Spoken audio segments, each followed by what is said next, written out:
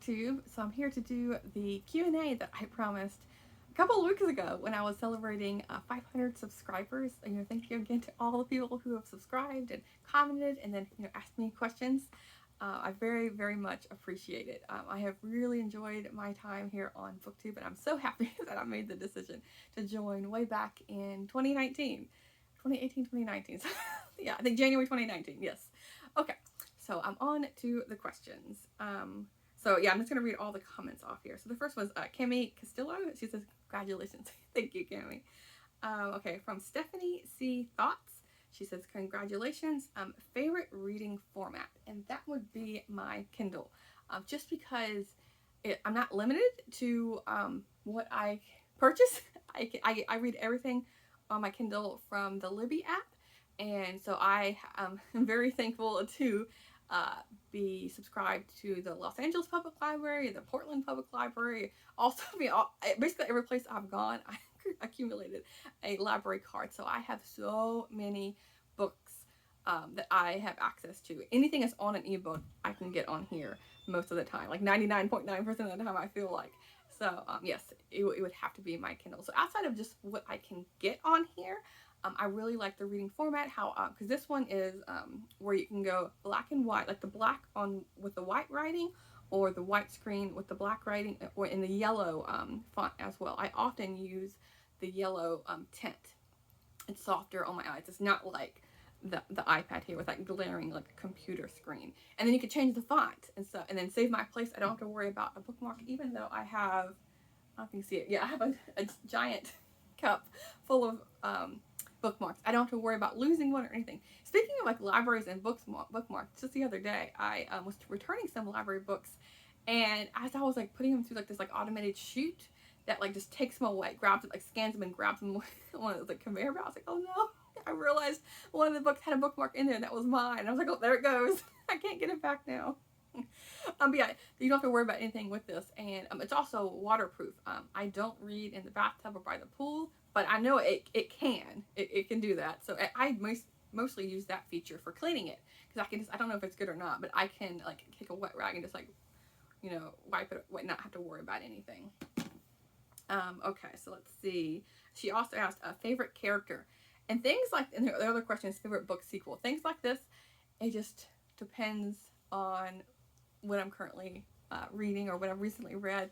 I can't really think of anything that stand out that's like held true throughout of this is like I always think of this one character every time I get this question, that kind of thing, but that, funny enough, for the first part of favorite character, I picked Anne from Anne of Green Gables by Ella Montgomery, and I read this as a kid, so I could say that this is a character I've liked forever, and that is true ever since I read this back in, I want to say I was 5th grade when I read this series. And so I thought of Anne because I am currently rewatching the 1985 or so. Who put that on? Was it BBC?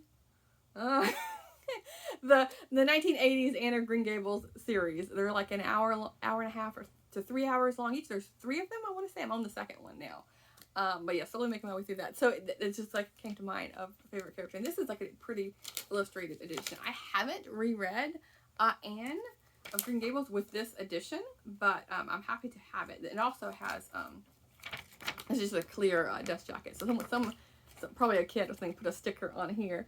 But I like how the cover is like right on the hardcover. But it's sprinkled with illustrations, like pencil and colored illustrations. Someone's folded this over, but there's no underlining, and it's like there's not that many of the folded over pages. But yeah, this book is like it always stands up to a reread, and yeah, I just love her dramatic lyrical way of speaking. Like it's kind of eye rolling a little bit, but it's just charming at the same time. And like my like poetess inner being or whatever, I can connect with her. Although I am not a poet by any means or anything like that, but like this dramatic, I can feel like if I was like 10 years old at the time, like however old Anne was, I can connect with that. And then for favorite book sequel, this is another book that or series that I like, and I'm planning to reread because I am going to Virginia as part of my work trip, as part of like a vacation for me. I'm going to Virginia 2 weeks from now, and so I wanted to reread the Maggie Stiefvater Raven cycle that takes place where I'm going to be visiting the Shenandoah Valley, and so this is the sequel, the second book in the 4-book series, The Dream Thieves, and this is following 4 friends in high school, and there's like magical powers and like the small town and old Virginia money versus new money and things like that. And so it's like a very moody, atmospheric kind of series. And so I wanted to reread this, and I've only read the first. I have all these physical books, the hardcovers, and they're really pretty. I like, they're all like a set. But I've only read the first one physically. All the rest and all the other times I've reread this series, it's been through audiobook because I really like the narrator. I'm completely blanking on them. I didn't look this up beforehand. But yeah, I really like the narrator's voice. It's very, it fits the tone of the books very well. And so yeah, actually, funny enough, for this series, I am not going to be bringing these with me on my trip, you know, through the airports and everything. I'm going to be listening to them on audiobook. One day, I'm going to read them all physically, I swear. Okay, so the bookish knitter says, congratulations, I know you love to travel. Do you have a dream destination you've never been to? Yes, many, many, many. I have only been to the United States and part of Mexico. So, you know, Sarah, you know, she lives in the Toronto area, and like Canada, I would love to visit. I'm not that far away. I'm only like, I think, a 5-hour drive or so to the Canadian border, or Vancouver. So not too far. I know last year I went up to Blaine, Washington, which was like, it was like, I don't know, 10 miles or something from the border. And it would have been nice, but I don't have a passport. But yeah, so Canada, like all of Europe in particular, I've always wanted to visit Ireland and Scotland. But really, I would really, if I had to choose just one, I'm very interested in Sweden. Just the idea of like their countryside and like the different climates as you go from like the south, the middle to the north. I just find it all like fascinating and charming, and I love like all the food, and so yeah, Sweden is like the number one probably, but it's really hard to choose. I want to see all of it. One day. Okay. Shelley Clark says, do you like your job? What would be your dream job? Also, do you have a favorite color? So my job is in finance, and accounting of sorts. And I really like the company I work for. They work on like different cures for different lung ailments, and also work with transplants where they're trying to design, restructure, and basically they're trying to provide more organs for people who need like on the transplant list, instead of having them sit on that list and die before they can get one. They're trying to make the organ list, you know, a higher number, so that more people can get the organ that they need. So yeah, I really like the company I work for. The job can be quite stressful at times, especially this last 6 months or so. I've had to keep like talking myself down a little bit from the stress, because I just feel like sometimes the stress is not needed for what I do. but yeah, just kind of put myself in perspective with that. What would be your dream job? And I have a tough time with that. As a kid, I wanted to be a teacher, and then I got into the teaching world. Not a full-time teacher, but I've went all the different levels in between that, in all the way from preschool through high school and then into college. I've worked with all the different age ranges, and while I really think it's a rewarding job, like, you know, seeing these kids improve and see them grow, and like know you had a part in that, I really found that very fulfilling. But the structure of it, the higher up, like the administration of it, and dealing with the parents was not for me. I didn't care for that at all. And yeah, teachers work very, very hard. I also worked with some of the teachers after the school hours, and some of them, even like the kindergarten level, would be there for hours prepping, grading, things like that. And so a lot of work and time goes into it. But just like the bureaucracy of it, that's what was like a no for me. But as far as like dream job, I don't even know. I really don't. I mean, I like books and things, but I wouldn't want to be a bookseller. Library, but I wouldn't want the current library with like, it's like more tech, and I feel like it's more like computer help. Like, you know, helping them fix like the computer, you know, monitors and things. Like, I like the old school, like, you know, like you're basically Google. I like, I'm really good at trivia and things like that. Yeah. So yeah, I don't exactly have an answer, but cooking, I really like that, but I wouldn't want to be a chef. Like, that's very stressful too. So it's something to ponder for sure. And then my favorite color, green. I really like the color green, and I wish I had more clothes in that color. Jess Book Girl TV says, congratulations. What author or book got you into reading? She has a couple more questions, but I'll start with that. And so, when I was a kid, there was like the Hooked on Phonics, like the book set. I mean, you have like the different levels, like you've read this one book and then you're ready for the next one. That is what I remember reading. I like Dr. Seuss, Winnie the Pooh, all of those is what started my love of reading. I remember as a very little kid reading something along the lines of like Country Mouse and City Mouse, Town, something like that. And I remember being fascinated by these two different worlds. And like, you know, so I've always liked the idea of getting outside of myself and, you know, discovering these, you know, these new places, these new characters, getting the mind of these different characters, things like that. So my love of reading started from like the very, very beginning, basically. And I even like named my first two cats. I named them Sam I Am. Like, anyway, I just called them Sam. But from the Dr. Seuss books. I say, what made you decide to start a BookTube channel? So I started watching BookTube back in 2014. It could have been 2015, but I'm pretty sure it was 2014. And it took me until January of 2019 to start a channel. And I always like contemplated it, but I am not someone, like if I take pictures on my phone, even to this day, I'm taking pictures of scenery or my dog. I'm not one to like being in front of the camera or, you know, video. So that was the struggle for me, and, you know, feeling confident in my speaking and things like that.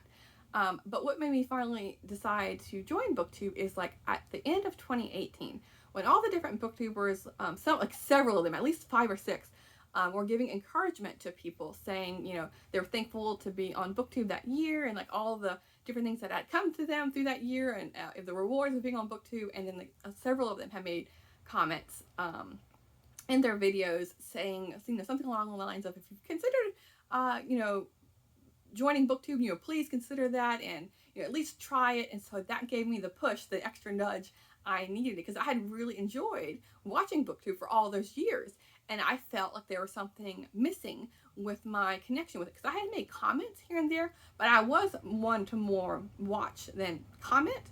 But at that, you know, before I started my BookTube channel, so I just wanted to be more part of that world, because I've always been a reader, and I read a variety of things. And so I thought, you know, at least give it a try, because I was thinking, you know, maybe there would be viewers who would like, you know, different aspects of my reading, because I know not everyone reads everything that I read, but maybe they read 1 or 2 of the books that I read, you know, in a given week. So yeah, there's that. And then, what type of music are you into? It's kind of like my reading, where I will listen to almost anything. Like growing up with my parents, I had a variety of exposure to music, whether it was like my dad really liked pop music, and so I grew up with like the 90s pop music. My mom liked country music, and then I had a stepmom who loved rock music and like older rock music, and so it was all a variety of things that I grew up listening to. And then as an adult, it's like a potpourri of things. If I had to narrow it down, I would say maybe like folk acoustic, you know, alternative, things like that. I tend to enjoy. But honestly, I'll listen to anything as long as I can understand the words. I don't really care for like the screamo music or anything like that. Like, I had friends in high school who liked that, and I even went to a concert one time because they wanted to go see it. But it's not for me at all. It just like hurts my throat just just listening to it. But yeah, anything really. I like listening to classical music and all sorts of things. Shelby says, where did you learn to love reading? Yeah, it's from the very beginning. I didn't need any encouragement from like my parents or in school. It was always like a, you know, like a seed inside me that I took to it like right away without any push for it. Are there any books on your shelves you haven't read because they intimidate you? No, but with the Oldest August challenge that I've been doing this month, where I was choosing books that had been sitting on my shelves for over 3 years, that had me, thinking of why I hadn't read certain books. So, like, looking at my recent, I have this, like, pile here of books. So let me see here. Some of the older books on my shelves, like Willa Cather. I've read Willa Cather, but this is a collection of poetry and short stories and things like that. And so this had been sitting on my shelves. A lot of these, like Library of America bind-ups, have been sitting on my shelves. Maybe because I was intimidated how it has, possibly 3 or 4 books in them. I don't know. But other things like, Sacagawea had it sitting on my shelves. Like, so I don't know. It just made me think. I don't know exactly. So intimidate. Yeah, so books that intimidate me. I can't think of anything. Like just things I have to be in the mood for. Like the book I'm currently reading right now is a book on a nuclear power plant disaster, and I read 2 books in 1 year. I want to say back in 2020, I read 2 books. During like COVID and everything. I'm pretty sure it was during that time. I read 2 books on Chernobyl, so it's not that I could completely avoid that topic, but this book's been sitting on my shelf for over 3 years. But it's a middle grade book about a girl who lived close to a power plant disaster. So I don't know. Maybe it's more of like me having to be in the mood for certain books. And then one thing is, like, I have so many books to choose from. That could be a thing. If I only had 1 or 2 shelves, and I would easily get through them. But yet, all that to be said, I don't have any books. No, I don't have any intimidating books. Like right now, I'm reading a giant book, Greg Isles, like a mystery thriller series, and it's like well over 1,000 pages, and I'm like happily reading it, even though like this is a book I had put down back in June because I just wasn't in the mood for it at the time. But yeah, let's see. Do you have reader friends in real life? Yes, and actually I have met some booktubers in real life. I went to the BookTube Prize meetup back in 2019. It just happened to be near the town I was living in North Carolina. So I got to meet a whole slew of them. And then here in Portland area, I got to meet Amy over at Zoe Beck, and we met up twice so far this year. So that's been fun. But as far as like my personal life, my boyfriend likes to read occasionally. He reads like comic books and manga, fantasy, things like that, and like sports books. And then I grew up with my grandmother who read like a book a day. So maybe that's where I got my reading so many, like my high number of books. I'm not sure, but she read a lot of mystery and romance books. Okay, so Book Zealot says, at the end of the year, how many books do you remember? And do you remember fiction better or nonfiction? Congratulations on 500 plus subscribers. So, as far as like how many books do I remember, I can't even remember exactly how many books I read last year. I want to say it was hovering around 500. So something like, I know the last couple of years it's been hovering around 400 to 500 range. So I don't remember all of those books. Like I will remember having read them, but depending on which one it is, I can't remember all the nitty gritty details. I can remember like the gist of the story. I do remember books I read with my eyes much better than audiobooks. I have noticed that about myself. And as far as fiction versus nonfiction, I would say I remember nonfiction more, but that could just be because I have some background knowledge going into it. I don't go into any nonfiction book, completely blind on the subject. I'm thinking of books like, history books, things like that, where I know something about, World War II or World War I or whatever that is, I know something about it before I read it. So that could be why I remember them more. But yeah, I would say nonfiction for sure. Joey ZB says, tell me about your dog journey. Did you grow up with dogs? Fable is so well behaved that you must have tons of dog experience. I don't have tons of dog experience actually, because Fable is only my second dog. Because as a kid, I didn't grow up with dogs at all. Like we had cats, as mentioned, 2 Sam I Am cats. But I got my first dog when I was in college because he was going to be put down when I was browsing the shelter with my friend who was just looking, and so I wasn't even in the market looking for a dog. Like I said, I had zero experience, and I was kind of scared of them actually, because growing up, I had a neighbor who, we didn't have any fences. We lived out in the country, and so she had a pit bull who would like kill different animals, and they would be in their yard. And so I was always terrified and like grossed out with that. And so because the dog would just run around in the different yards, and it was like a big dog, and I was a very small kid, and anyway, so I didn't exactly have the best experience with dogs. But yeah, so it was like I had to like learn through exposure with my first dog, like trial and error, figure out what works and what doesn't. And then with Fable, she is now 4, and so she will be 5 in February. And I got her from our shelter as well when she was 1 year old. So I've had her for almost 4 years now. And with her, it's like, what was the question exactly? Let me see here with Fable. Yeah. So she's just well with him because like that's like instinctually how she is. Like if that makes any sense. Because she's never done anything at all in the house where I've ever had to stop her. She doesn't chew on things. She doesn't scratch or go through the trash, or you can have a plate of food right here and she won't eat it. I don't know. She just came that way. I didn't have to instruct her on anything. And out and about, she's very much an observant dog, where her favorite thing to do is like sit on like a bench or a little hill where she can just observe. And she does it naturally. Like we can just be walking on a sidewalk, and randomly she'd be like, oh, I'm she's not done walking, but she just wants to sit there for 5 minutes and just watch the cars go by, see if there's any people going to be walking by. And she doesn't necessarily want to run up and get pets from them. She just wants to observe. And so when she sees someone walking by, sometimes she wants to say hello. I don't know. She's like, in a lot of ways, she's very quiet and observant. She can get very excited and want to jump up and give kisses and things like that. But yeah, overall, she just came that way. I will say she can be a little fearful at times. There was a lot of cars that were racing one time over a year ago. And so loud noises, things like that can scare her. And so when that was going on, she was like terrified. And so it took a couple of weeks to finally get her to be comfortable walking on those sidewalks again. Like we just had to like stay away from any busy road when we were going on walks. And I had to slowly get her like rehabilitated to walking on the streets.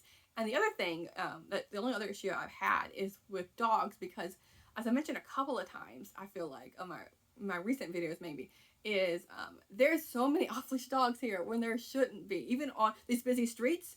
Just this week there was a little like 20 or 30 pound white Chihuahua looking mix, but it was a little bit bigger, and I could see it way down. It was like a little dot. And I saw a guy with it, and we're walking on a street with a road and everything, almost at sunset when it was starting to get dark, and I assumed it was on a leash, but then all of a sudden it must have saw us, and it was nowhere near us at all. Like I said, it was a little dot, and then all of a sudden it was zooming towards us, like barking its head off, snarling and snapping, and it was like, luckily I wasn't walking her alone, because I don't know how I could like hold her back and push the dog, away at the same time. So anyway, all that to be said, with these off-leash dogs randomly out of the blue, coming up to Fable, that has scared her a couple of times. And so she has become a little bit more untrustworthy of them. And it's really, I hate it because she is such a friendly dog, but it's made her like second guess their intentions, I guess. And so again with the streets, I'm like slowly, and I'm not coming from years. I mean, I had like one dog before, but I don't have decades of experience here. And I'm not a trainer or anything by no means, but I'm just like going with what I think makes sense of like, just like, we're gonna watch dogs from a little bit of distance, and like, as long as she's not reacting, we'll get closer and things like that is what I've been doing. But yeah, it's just like, it's interesting. I don't know, like each dog, like my last dog and their Fable are very different, and just like working with them, like my last dog, like he would eat anything under the sun, and go through trash, and even just paper, just come home into confetti. Like you had to make sure there's no paper, no trash, no anything at all around, or he would just shred it. But yeah, it's just, I don't know, it's a fun journey for sure. It doesn't get boring at all. Let's see. Then Believe in Your Shelf says, what are your 5 most treasured books on your bookshelf? And so I would go with books that are out of print that are harder to find. And so I immediately think of like my Gladys Tabor collection. And I was so happy to see that at least two booktubers I saw mentioning Gladys Tabor, Elizabeth or Lizzie Faye Loves Books, and Mindy at, oh, I can't remember her, I can't remember her channel name. I'm completely blanking on it. I'll try and remember to leave a link in the description below to both of their channels. But they had just discovered Gladys Tabor for the first time. And I'm like, I'm so excited to see, the love of Gladys Tabor, spreading, because she is very much like a comfort read to me, because she writes about like the day-to-day living in her, New England world, and it's just like very charming and warm and just like perfect when I need to pick me up. So I will go with those. And okay, let's see. Then the last question is from Ross Maynard Processed Excellence. Says, how can I get to like Wuthering Heights? And it's funny you mentioned that, because like I don't talk about Wuthering Heights hardly ever, but maybe they watched one of my older videos talking about how for the Brontes, Wuthering Heights is my favorite work from them. Just nudging out Jane Eyre just by a little bit.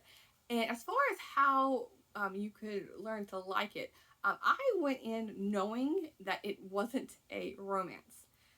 You can't go, and you can't really root for the characters either. So I knew going in to expect like a moody, gothic kind of book, in which I was just in the mood for the time, and all of the Brontes books are kind of like that. And so yeah, I didn't watch any adaptations or anything before or since actually.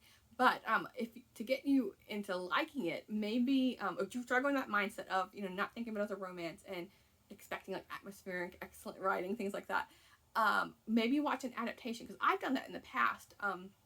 For example, like a Shakespeare play. Every now and then, once in a blue moon, I will watch the adaptation or like a play on YouTube before I read the book, just to give myself a background knowledge on it. Also, Wikipedia is very, very good for getting a grasp of the story. So maybe try that and see if that helps ease you in. But if none of that works, I wouldn't force anyone to read any book.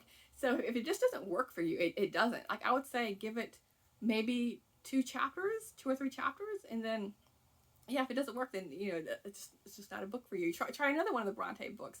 There's Anne and Charlotte, and they both have similar but a little bit different kind of tales to share. So yes, try that and let me know if that helps. But anyway, thank you all so much for asking me questions, watching my videos, commenting. Like, I don't have the words. I am so appreciative of it. And when I've had a rough day or what have you, it always picks me up. And even if I'm having a good day, just sitting down, talking with you, or reading the comments, it's always such a joy. So anyway, I'll talk to you soon. Thanks, BookTube.